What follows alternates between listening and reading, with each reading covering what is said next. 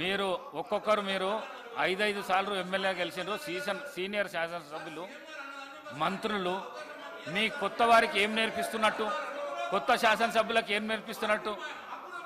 కౌశిక్ రెడ్డిని మీరు ముంగల పెట్టి అర్పిస్తున్నారు. పాపం ఆయన హార్ట్ అటాక్ వచ్చి ఏమన్నా అయిపోతే ఏమవుతాడు ఆయన? దయచేసి ప్లీజ్ కూర్చోండి. డిప్యూటీ సీఎం గారు.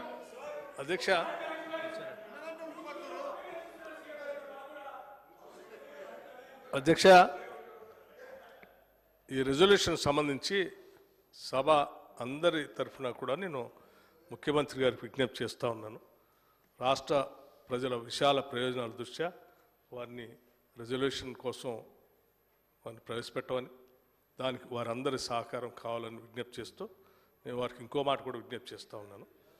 మీకు కూడా రెజల్యూషన్కి మద్దతు తెలియజెప్పాలనే ఆలోచన ఉంది కాబట్టి ముఖ్యమంత్రి గారు ఏం తప్పు మాట్లాడలేదు అధ్యక్ష. వారు ఏమన్నారు, మీరు చెప్పిన దాన్ని మీరు అక్కడ ఢిల్లీ పోయి దీక్షలో కూర్చోవాల్సిందే మంత్రులు అంటే, ఎస్ మీరు చెప్పిన దాన్ని నేను స్వీకరిస్తూ ఉన్నాను, నేను రెడీగా ఉన్నాను, నేను కూర్చుంటాను, నాతో పాటు లీడర్ ఆఫ్ అపోజిషన్ కూడా తీసుకొని రండి, మనం అందరం కూర్చొని రాష్ట్ర ప్రయోజనాలు కూడా కూర్చుందాం అన్నారు. దీంట్లో తప్పేముంది అధ్యక్ష?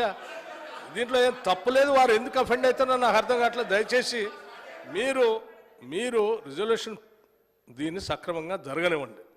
దయచేసి అది అయిన తర్వాత మిగతా విషయాలు మాట్లాడు.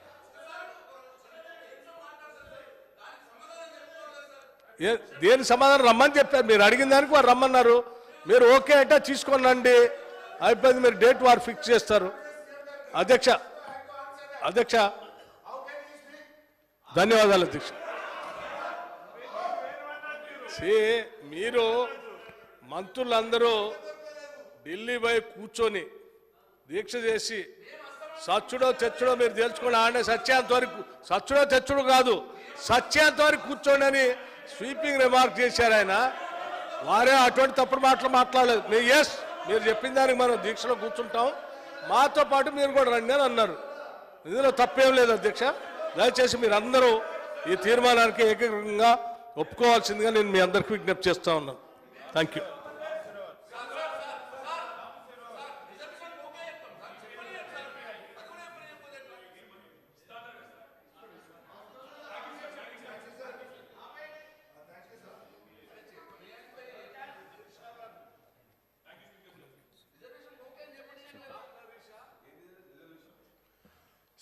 ధన్యవాదాలు స్పీకర్ సార్.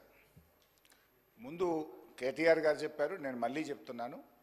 ఈరోజు కేంద్ర బడ్జెట్లో తెలంగాణకు తీవ్రమైన అన్యాయం జరిగిన మాట వాస్తవము. మీరు రిజల్యూషన్ ప్రవేశపెడితే దాన్ని ఏకగ్రీవంగా పాస్ చేయడానికి మేము సిద్ధంగా ఉన్నాము. 2, మీరు ఢిల్లీకి అఖిలపక్షం తీసుకువెళ్తే మీ వెంట రావడానికి సిద్ధంగా ఉన్నాము. ఢిల్లీలో ధర్నా చేద్దామంటే మేము కూడా మీతో పాటు ధర్నా చేయడానికి సిద్ధంగా ఉన్నాము.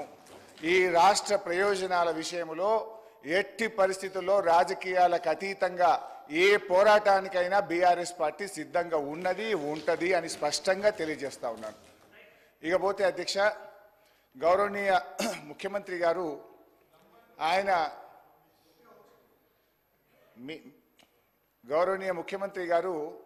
ఆ మధ్య మాట్లాడుతూ రుణమాఫీ గురించి హరీష్ రావు దీక్ష చేయాలన్నాడు, నిరుద్యోగుల గురించి కేటీఆర్ దీక్ష చేయాలన్నాడు.